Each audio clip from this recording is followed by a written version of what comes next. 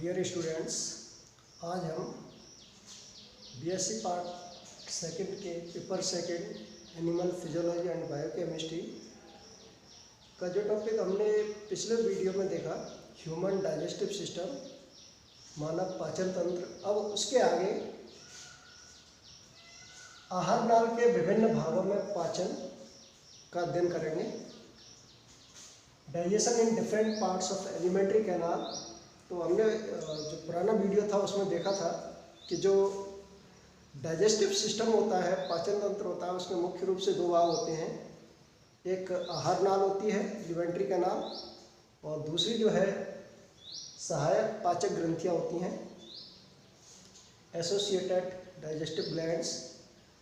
तो उसमें जो आहार नाल है उसके विभिन्न भाग होते हैं। उन भागों का अध्ययन हम पिछले वीडियो में कर चुके हैं। अब इसके आगे जो आहार नाल के भाग हैं उनमें पाचन किस प्रकार से होता है उसका अध्ययन करेंगे।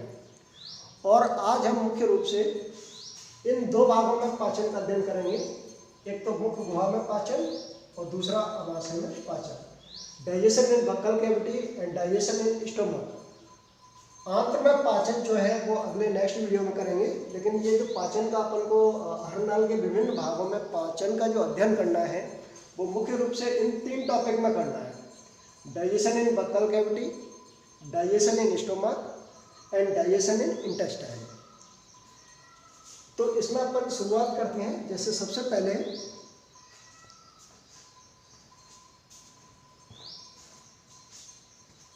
मुख्य गुहा में पाचन।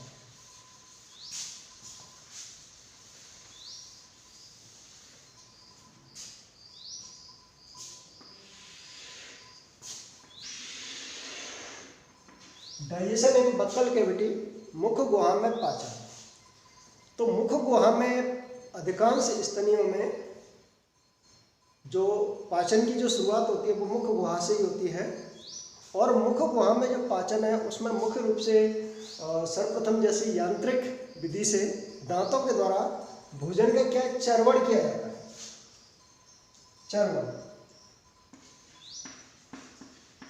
मैस्टिकेशन मतलब दांतों के द्वारा जो बड़े भोज्य पदार्थ होते हैं उनको छोटे भोज्य पदार्थों में तोड़ा जाता है। इसके साथ साथ जो मुख्य गुहा होती है उसमें लार ग्रंथियां आके खुलती हैं और स्तनियों में जो है वो 4 जोड़ी लार ग्रंथियां पाई जाती हैं। 4 जोड़ी 4 पेयर सलाइवरी ग्लैंड्स पाई जाती हैं। इनके जैसे नाम की बात करें, ये 4 पेयर कौन कौन सी होती हैं, तो ये parotid, infra orbital,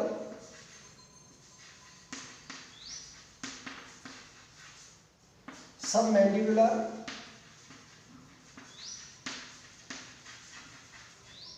and सबलिंगुलर।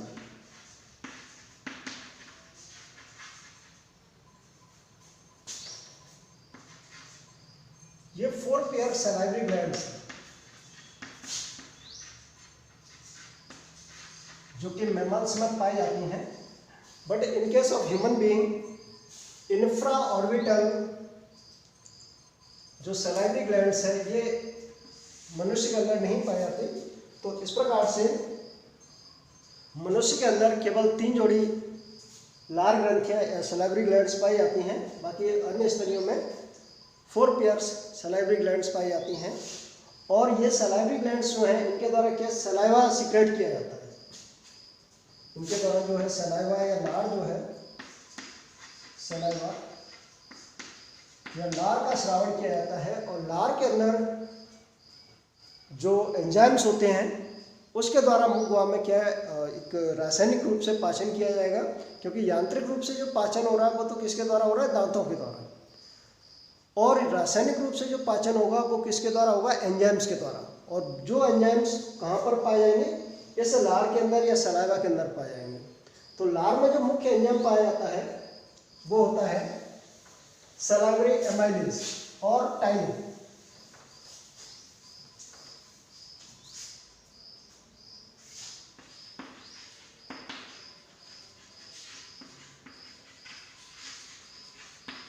Salivary amylase और इसका दूसरा नाम है टाइलिन। अब इस एंजाइम का कार्य क्या होता है, ये जो सलाइवरी एमाइलेज और टाइलिन जो होता है, ये जो भोज्य पदार्थ है उसके अंदर जो स्टार्च पाई जाती है, जो स्टार्च होगी, जो कि कैसी होती है, पॉलीसैकेराइड होती है। इस पॉलीसैकेराइड स्टार्च को ये कन्वर्ट कर देता है किसमें, माल्टोज में, जो कि क्या है, एक डाइसैकेराइड।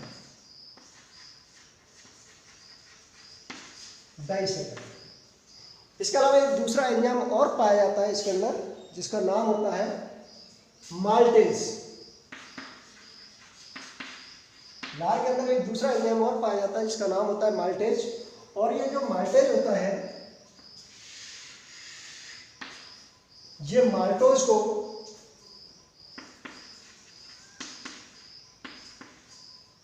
जो डाइसैकेराइड है,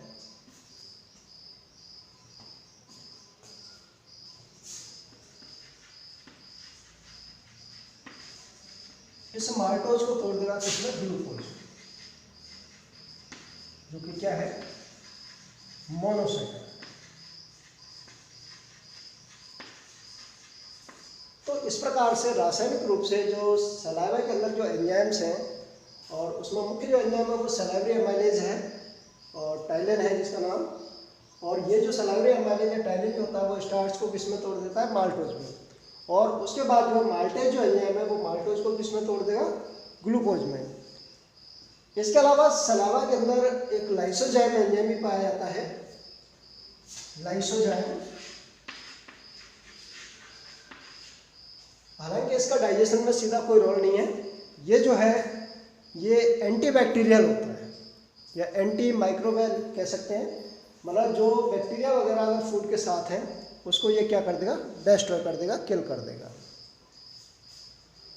तो इस प्रकार से जो है लार के द्वारा जब भोजन का पाचन होगा मुख गुहा के अंदर, तो उससे जो फूड मटेरियल होता है, जो फूड होता है, वो सेमी सॉलिड स्टेट में आ जाता है, अर्ध ठोस अवस्था में आ जाता है और इसमें लार मिलाई जाती है। और ऐसी जो सेमी सॉलिड स्टेट होती है, अर्ध ठोस जो अवस्था होती है भोजन की,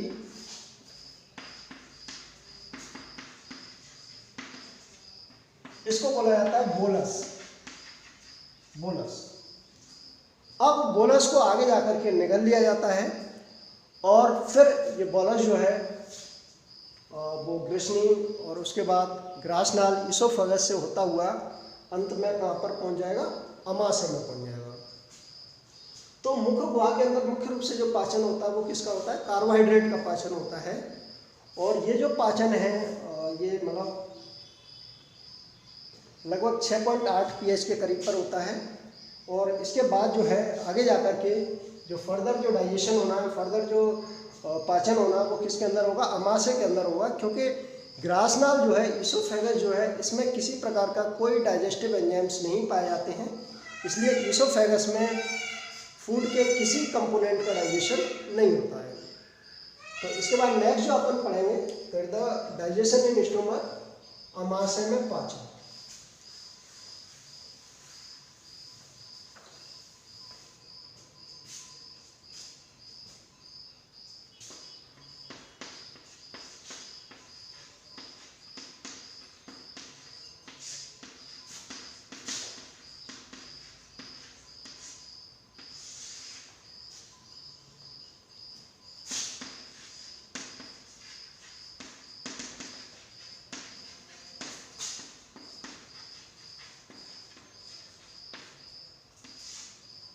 अमाशय में जो पाचन होगा वो मुख्य रूप से प्रोटीन पार्ट का होगा। किसका पाचन होगा, प्रोटीन। मुख्य रूप से जो अमाशय में पाचन होगा वो प्रोटीन अवयव का होगा। और जैसे ही बोलस के रूप में जब अमाशय में भोज्य पदार्थ पहुंचता है तो अमाशय के जो म्यूकोसा स्तर होता है उस पर गैस्ट्रिक ग्लैंड्स पाई जाती हैं। उन गैस्ट्रिक ग्लैंड्स के द्वारा, उन जठर ग्रंथियों के द्वारा गैस्ट्रिक जूस या जठर रस का क्या श्रावण किया जाता है। और इस जठर रस में विभिन्न प्रकार के प्रोटीन से संबंधित, प्रोटीन के पाचन से संबंधित एंजाइम पाए जाते हैं जो कि प्रोटीन्स का क्या पाचन करते हैं। जो जठर ग्रंथियां होती हैं, गैस्ट्रिक ग्लैंड्स होती हैं,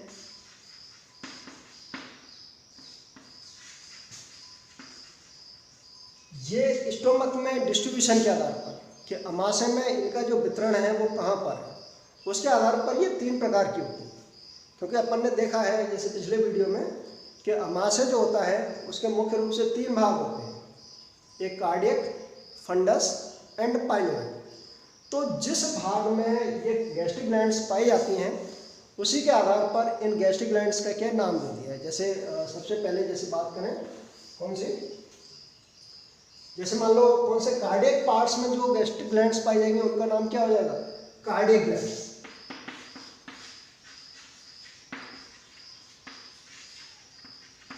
कार्डियक ग्लैंड्स मतलब ये अमाशय के स्टोमक के कार्डियक पार्ट में पाई जाती हैं और इसके द्वारा क्या है, म्यूकस का सिक्रेशन किया जाता है। श्लेष्मा म्यूकस है, उस म्यूकस का क्या सिक्रेशन किया जाएगा। इसके बाद दूसरी जो है जैसे फंडिक ग्लैंड्स, फंडिक ग्लैंड्स, तो ये सीधी सी बात है कि जो स्टोमक का फंडस पार्ट है उस फंडस पार्ट्स में पाई जाती हैं। और इन ग्लैंड्स की जो सेल्स होती हैं वो 2 टाइप्स की होती हैं। एक जो होती है इसमें, इसकी जो सेल्स हैं वो 2 टाइप्स की हैं,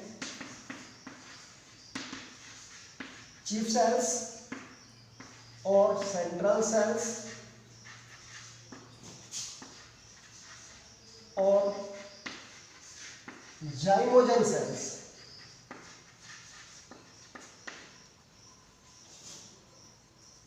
फंडिक ग्लैंड्स की इन सेल्स के द्वारा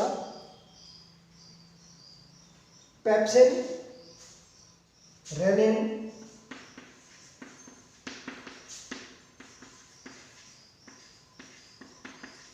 and gastric lipase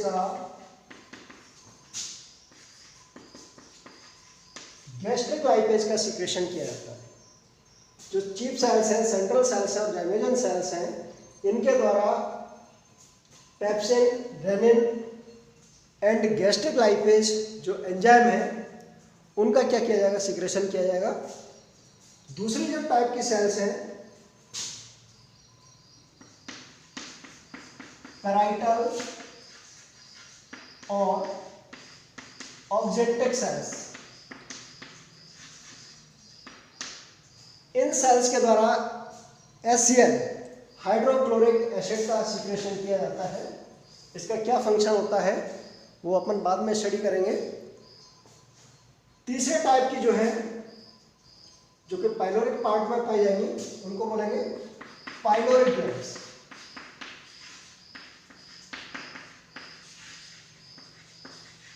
pyloric glands तो ये स्टोमक का जो पाइलोरिक पार्ट होता है उसमें पाई जाती हैं और इसके द्वारा पेप्सिन और रेनिन का सिक्रेशन किया जाता है। पेप्सिन एंड रेनिन का सिक्रेशन किया जाएगा। तो इस प्रकार से जो गैस्ट्रिक ग्लैंड्स हैं वो 3 टाइप्स की होती हैं और ये इनका जो बेसिस है वो क्या है कि ये इनका आमाशय में वितरण कौन से स्थान पर है। अगर वो कार्डियक पार्ट्स में है तो कार्डियक ग्लैंड्स हो जाएंगी, फंडस पार्ट में है तो फंडिक ग्लैंड्स हो जाएंगी और पाइलोरिक पार्ट्स में है तो पाइलोरिक ग्लैंड्स हो जाएंगी।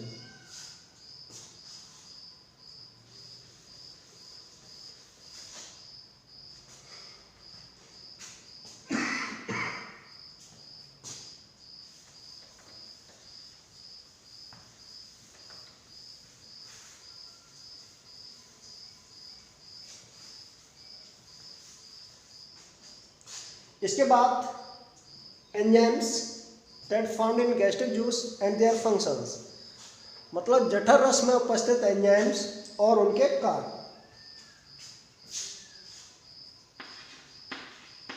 जठर रस में उपस्थित एंजाइम्स एवं उनके कार्य।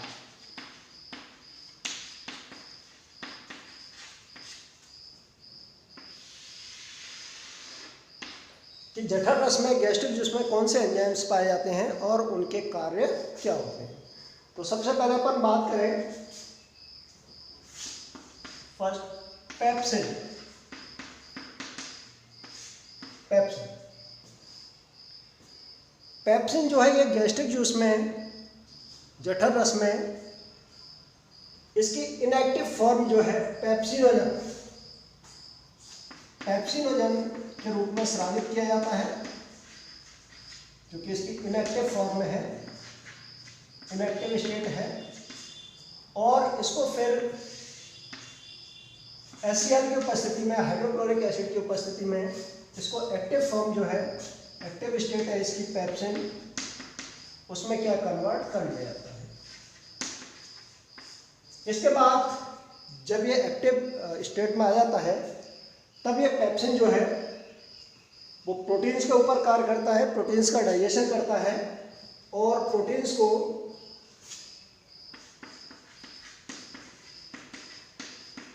उनके इंटरमीडिएट जो कंपाउंड्स हैं, जैसे प्रोटियोजेज है, पेप्टोन्स है, उसमें क्या तोड़ देता है।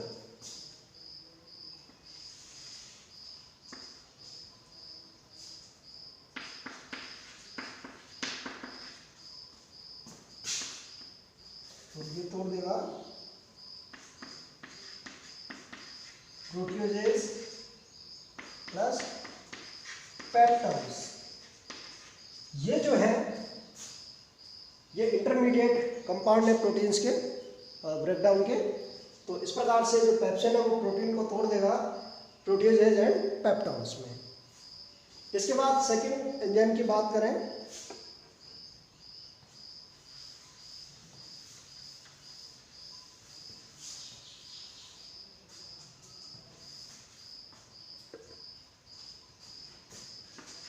रेनिन।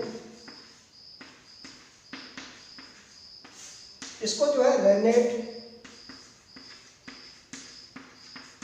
और काइमोसिन के नाम से भी जाना जाता है। रेनेट और काइमोसिन के नाम से जाना जाता है। और ये भी क्या है, प्रोरेनिन के रूप में, जो कि इसकी इनएक्टिव स्टेट होती है, अक्रिय अवस्था होती है, उस रूप में स्रावित किया जाता है। और फिर जो इसकी इनएक्टिव स्टेट है प्रोरेनिन, उसको HCl की उपस्थिति में इसकी जो एक्टिव फॉर्म है रेनिन, उसमें कन्वर्ट कर लिया जाता है।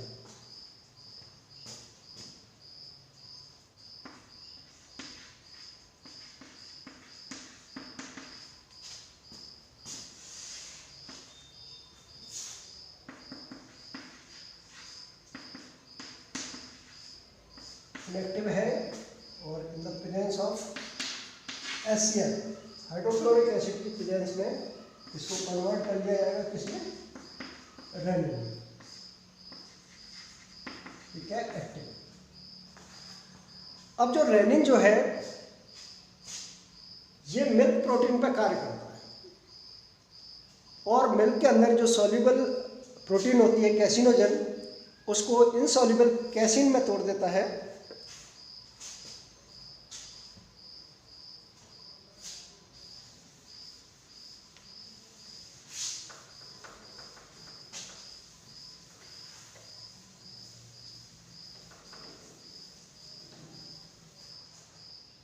तो जैसे ये कैसिनोजन है, ये सॉल्युबल मिल्क प्रोटीन है जो कि दूध में क्या रहती है, घुली रहती है, घुलित अवस्था में रहती है, विलय अवस्था में रहती है। और रेनिन जो है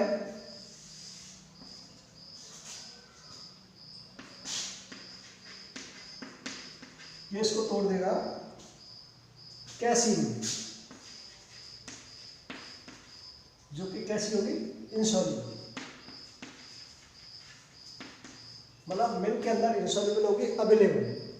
उसके बाद जो कैसीन है ये कैल्शियम आयन से क्रिया करके कैल्शियम कैसिनेट, कैल्शियम कैसिनेट बनाती है। और उसके बाद कैल्शियम कैसिनेट जो है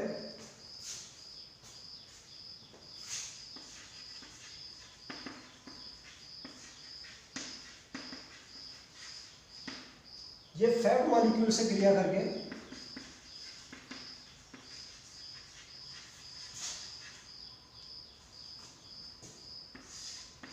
कैल्शियम पैराकैसिनेट बनाएगा।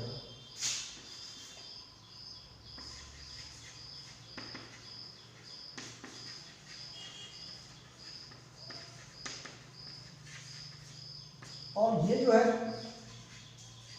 कर्ड, जो दही होता है, दही के रूप में होता है, तो इस प्रकार से इसको कर्डलिंग एंजाइम भी कहते हैं। दही जमाने वाला एंजाइम भी रेनिन को कहा जाता है। और मनुष्य के केस में ये बच्चों के अंदर सक्रिय अवस्था में पाया जाता है। जैसे छोटे बच्चों में आपने देखा होगा कि उनको अगर उसको उनके पेट को दबा दिया जाए तो उनके मुंह से क्या दही निकलने लगता है।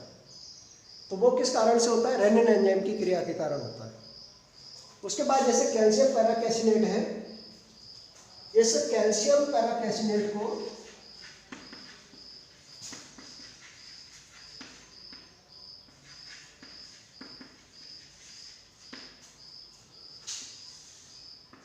फिर जो पेप्सिन एंजाइम है इसको प्रोट्यूजेज में तोड़ देगा।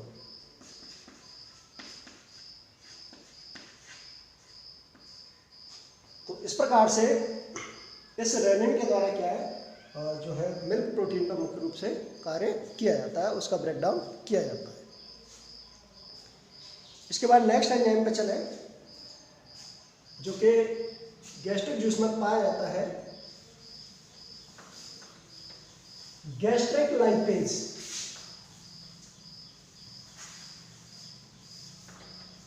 थर्ड जो है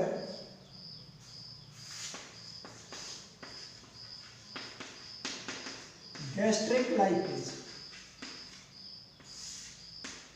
लाइपेज लिपिड डाइजेस्टिव एंजाइम्स है, फैट डाइजेस्टिव एंजाइम्स होते हैं। चूंकि ये कहाँ पर पाया जा रहा है? स्टोमक में पाया जा रहा है, इसलिए इसका नाम जो है वो गैस्ट्रिक लाइपेज है। और ये जो है एक कमजोर बसा अपघटनीय एंजाइम है, बहुत वीक फैट डाइजेस्टिव एंजाइम है, क्योंकि अमाशय के अंदर जो बसा का पाचन होता है वो अम्लीय माध्यम में होता है। और अम्लीय माध्यम में जो बसा का पाचन होता है वो नाम मात्र का पाचन होता है, क्योंकि इसका जो बसा का जो पाचन होगा वो मुख्य रूप से क्षारीय माध्यम में होगा। और आगे जाकर के जैसे अपने इंटेस्टाइन में पढ़ेंगे वहाँ पर क्या मुख्य रूप से बसा का पाचन होगा। तो यहाँ पर जो है बसा का पाचन नाम मात्र का होगा। और उसमें भी जो मिल्क फैट है, मिल्क फैट को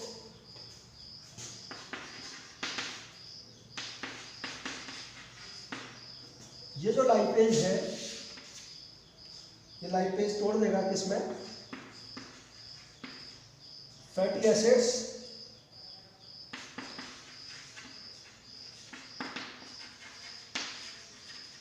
प्लस ग्लिसरॉल। मिल्क फैट को ये लाइपेज तोड़ देता है। गैस्ट्रिक लाइपेज जो है, जो गैस्ट्रिक लाइपेज है वो तोड़ देगा किसमें? फैटी एसिड एंड ग्लिसरॉल में। लेकिन यहाँ पर जो डाइजेशन है वो काफ़ी नाम मात्र का है, नगण्य डाइजेशन है। फैट का या लिपिड्स का जो डाइजेशन है वो मुख्य रूप से कहाँ पर होगा? इंटेस्टाइन में होगा, जिसकी आगे नेक्स्ट वीडियो में अपन क्या स्टडी करेंगे। इसके बाद नेक्स्ट जो है, जैसे नंबर 4 बात करें, इंट्रिंसिक फैक्टर्स। इंट्रिंसिक फैक्टर, इसको जो है कैस्टल फैक्टर के नाम से भी जाना जाता है। कैस्टल फैक्टर्स, कैस्टल फैक्टर के नाम से भी जाना जाता है। और ये क्या है? विटामिन B12, जो विटामिन B12 है उसके अवशोषण में, इसके अलावा आरबीसी के फॉर्मेशन में एवं मैचुरेशन में क्या होता है? सहायक होता है। बाकी इसका डायरेक्ट जो है वो इस प्रकार के डाइजेशन में कोई रोल नहीं है। लेकिन ये इंट्रिंसिक फैक्टर जो है ये गैस्ट्रिक जूस में पाया जाता है, इसलिए यहाँ अपन को इसको पढ़ना आवश्यक है। तो इस प्रकार से जो गैस्ट्रिक जूस है, जठर रस है, उसमें 3 मुख्य एंजाइम पाए जाते हैं, एक पेप्सिन, रेनिन और गैस्ट्रिक लाइपेज। इसमें से पेप्सिन और रेनिन जो है वो दोनों प्रोटीन डाइजेस्टिंग एंजाइम हैं, प्रोटीन का पाचन करने वाले एंजाइम हैं। गैस्ट्रिक लाइपेज जो है ये वसा का पाचन करता है, लेकिन ये कमज़ोर एंजाइम है। इसके द्वारा वसा का एक नगण्य पाचन यहाँ पर होता है, क्योंकि वसा का जो मुख्य रूप से पाचन होता है वो क्षारीय माध्यम में होता है, जो कि इंटेस्टाइन में होगा। यहाँ पर क्या वसा का जो पाचन हो रहा है वो अम्लीय माध्यम में हो रहा है, इसलिए यहाँ पर जो वसा का पाचन है वो बिल्कुल नगण्य है। इसके बाद जो है नेक्स्ट जो इसमें बचा था दूसरा HCl के फंक्शन, तो इसके बाद नेक्स्ट हेडिंग देखें अपन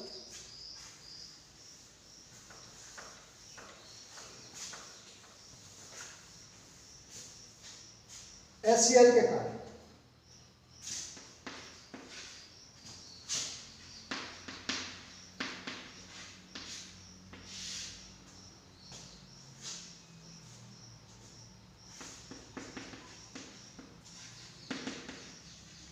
Functions of hydrochloric acid.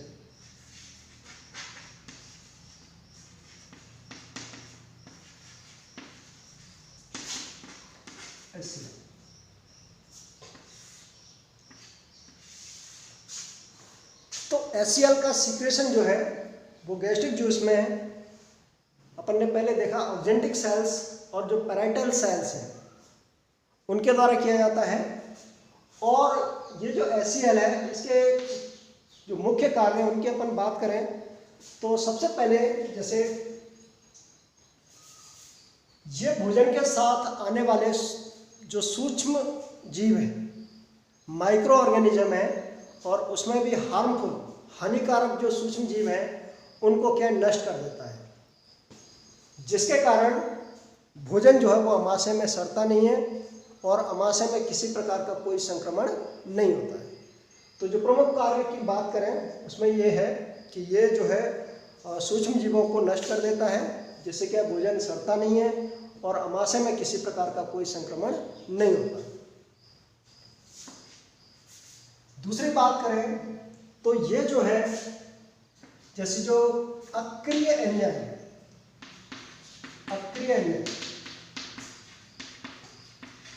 जैसे अपन ने उनको सक्रिय एंजाइम में कन्वर्ट करता है। जैसे अपन ने पढ़ा है कि जैसे पेप्सिन है वो पेप्सिनोजन के रूप में स्रावित होता है, मतलब पेप्सिन की जो इनएक्टिव स्टेट है वो पेप्सिनोजन है। इसी प्रकार से रेनिन है वो प्रोरेनिन के रूप में स्रावित होता है। तो जो पेप्सिनोजन है या प्रोरेनिन है जो कि इनएक्टिव फॉर्म है, उनको एक्टिव फॉर्म पेप्सिन और रेनिन में कन्वर्ट करने का कार्य किसका होता है? HCl का होता है।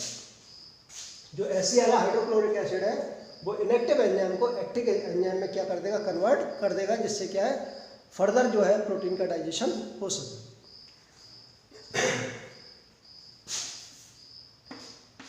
अम्लीय माध्यम प्रदान करना।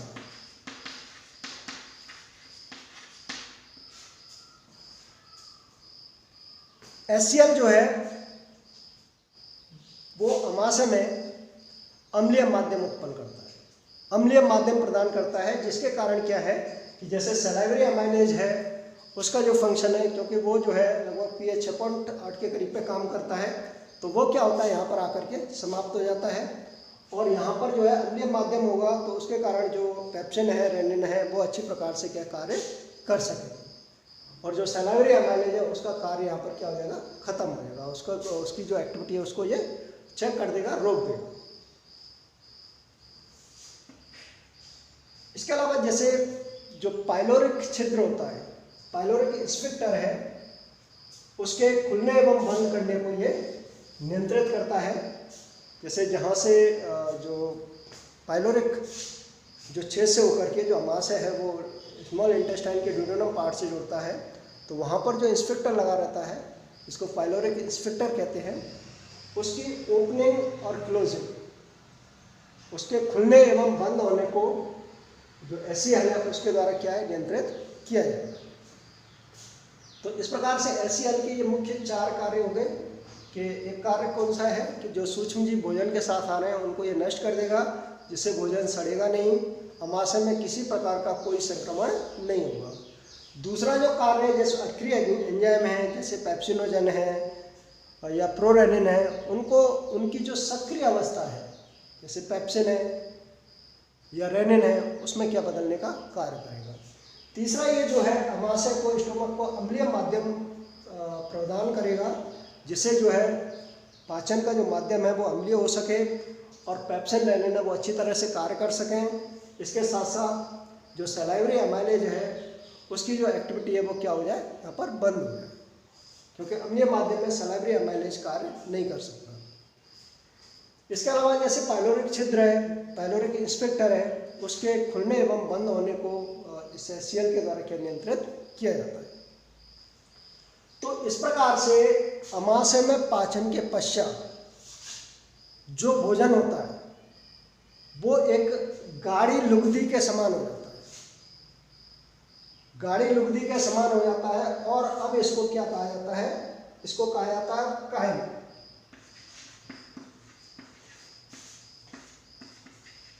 कायम।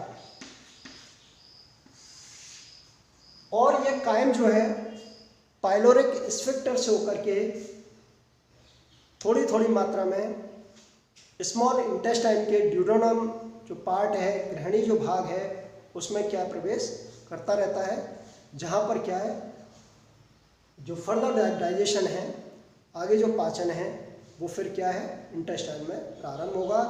और इंटेस्टाइन में जो पाचन होगा उसका जो अध्ययन है वो अपन नेक्स्ट वीडियो में करेंगे। तो आप लगातार वीडियो देखते रहिए। थैंक्स।